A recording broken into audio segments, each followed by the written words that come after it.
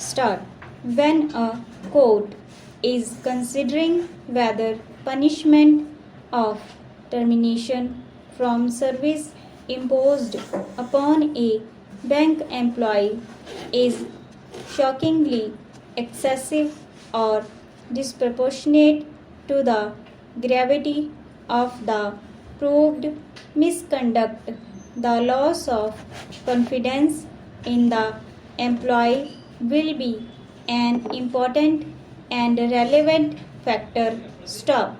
When an unknown person comes to the bank and claims to be the account holder of a long inoperative account and a bank employee who does not know such person instructs his colleague to transfer the account from dormant to operative category, contrary to instructions regulating dormant accounts without any kind of verification, and accepts the money withdrawal form from such person, gets a token and collects the amount on behalf of such person for the purpose of handing it over to such person.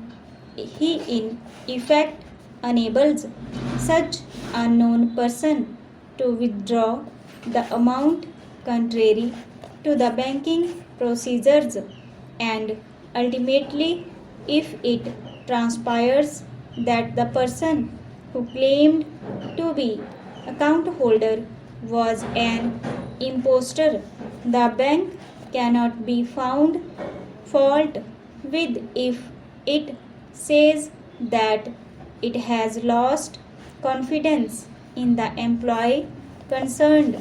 Stop. A bank is justified in contending that not only employees who are dishonest but those who are guilty of gross negligence are not fit to continue in its service. Stop. Several witnesses were examined to prove the charge. Stop. One of them was H.S. Sharma, who conducted the preliminary inquiry and to whom the respondent had made a statement broadly admitting the facts which constituted the subject matter of the second charge. Stop. Mr.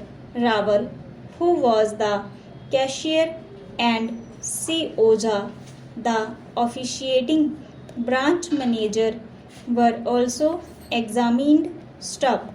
Based upon their evidence, the inquiry officer found the respondent to be guilty of the second charge, and that has been accepted by the disciplinary authority. Stop. The High Court has interfered with the said finding without expressly holding that the said finding of guilt was erroneous. Stop. The High Court has proceeded as if it was sitting in appeal over the departmental inquiry and interfered with the finding on a vague assumption that the respondent must have acted bona fide in an increasing customer friendly atmosphere. Stop.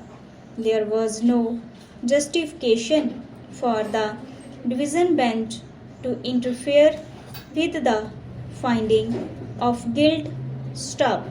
The fact that the criminal court subsequently acquitted the respondent by giving him the benefit of doubt will not in any way render a completed disciplinary proceedings invalid nor affect the punishment stop.